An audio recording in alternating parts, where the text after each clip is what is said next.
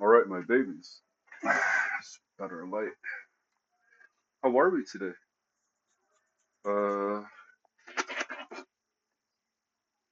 okay, let's go right to it. Today's script is about developing hidden ice, a technique that develops your artistic sensibilities. See, I love how the Japanese use the term sensibilities and sensitivities. There's a quote once uh, where somebody looks at something and goes, "This is exciting my sensitivities." And it's a good way to reflect on anxiety, right? Because, or at the very least, anxiety, excitement, any form of like response to something or reaction to something, because ultimately it's something about us that's kind of sensitive to it that is highlighted. But so your artistic sensibilities that's reflected in your technique.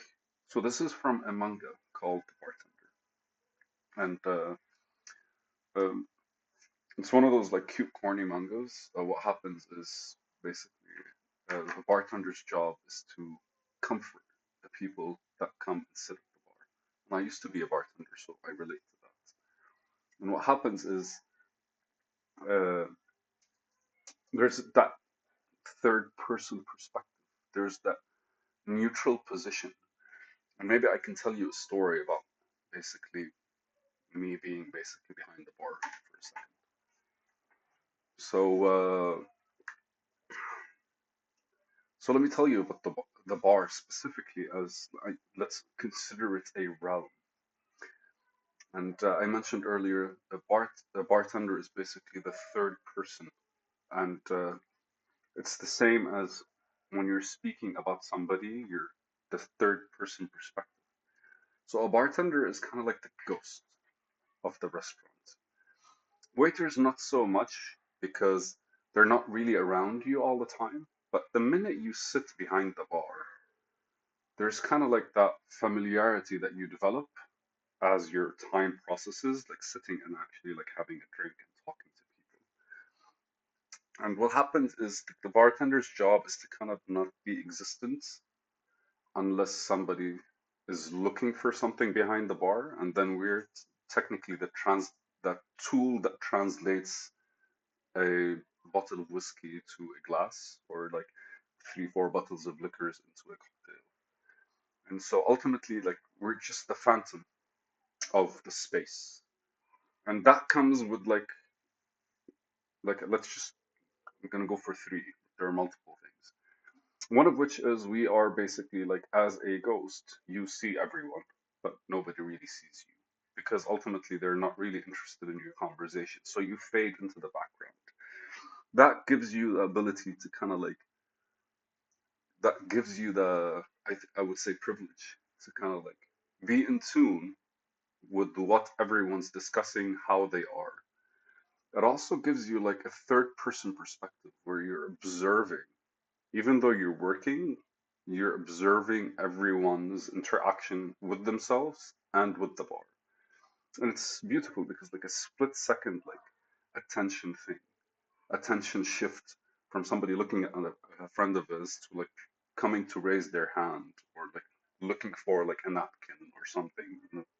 Bartender basically, or me when I was a bartender, you kind of like notice it, and it becomes very much like, he's looking for a towelette in my hand, so I go get him a couple of napkins and I put them in front of him. So naturally, it doesn't get out of his zone. He continues where he is, and just like casually, suddenly, whatever he wanted is in front of him. And the same when they're pointing at their glass.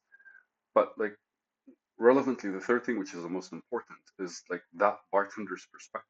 That when people are engaging directly with the bartender, what they're engaging is every other person's story that was on the bar at one point throughout this bartender's journey or the bar's journey. And what the bartender does is basically just like everything he's learned from all these interactions, everything he's learned from all these people's conversations. Even some conversations are shady as fuck, right? Because you're like, it's funny. Like I've had times where people would be discussing like cheating on their wives. They'd be discussing well, I'm in Lebanon, so they'd be discussing like shady deals and commission-based like corruption and shit like this. And in front of me, they don't fucking care. I'm hearing everything they're saying because I'm right there.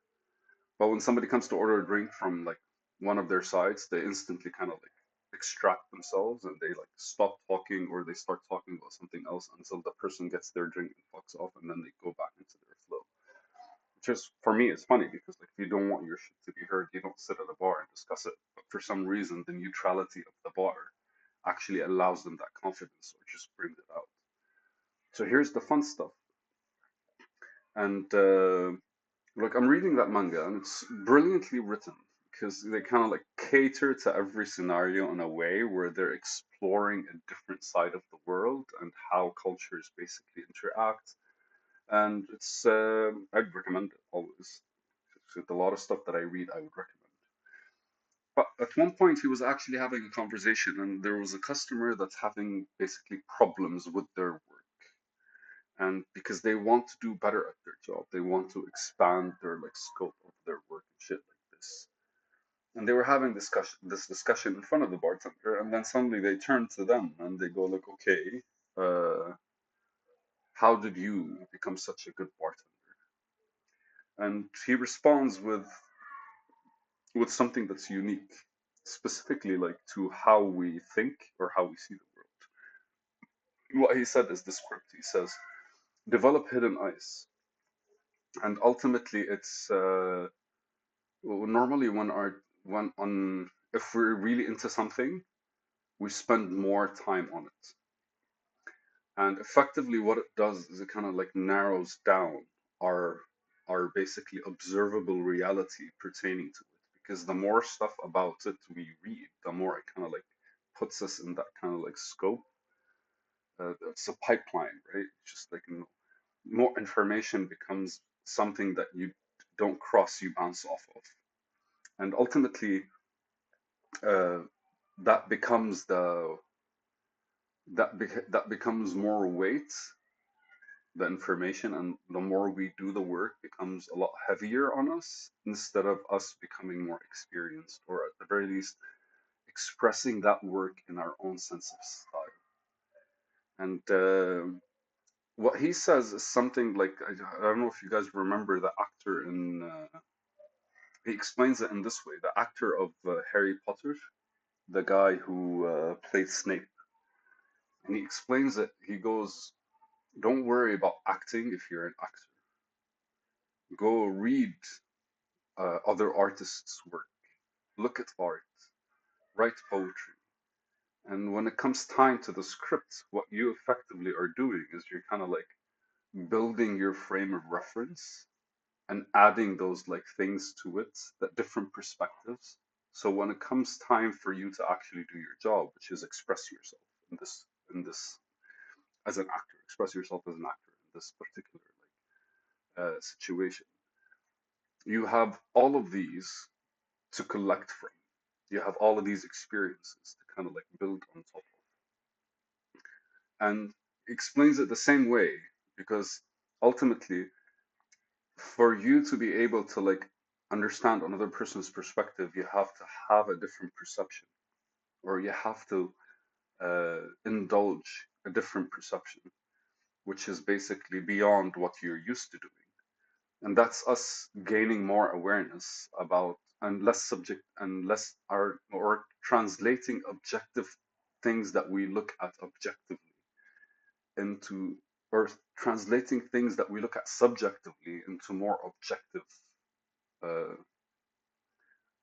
perspectives, because we tend to forget that we're seeing something a certain kind of way based on how we have been basically experiencing things, and we have reached a point where we're able to look at something a certain kind of way regardless of what it is, whether it is a movie that you're understanding, because like if you watch a movie and then you watch it another time after a couple of years is different than if you watch it another time after a couple of days.